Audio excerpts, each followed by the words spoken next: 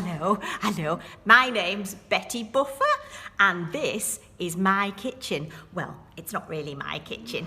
I just work here because I'm the cleaner.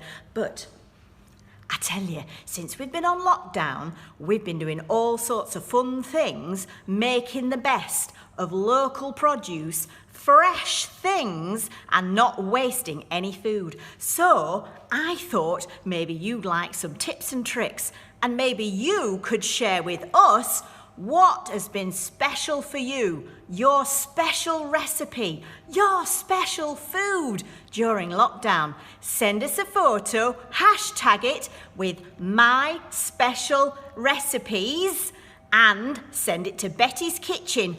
Oh, and garden. We might also do a couple of gardening howdy-doos as well. So what do you think of that then, lovelies? All right, I'll see you soon. It's Betty, over and out. Oh, someone's coming. I better look busy. All right, bye now. See you later. Bye.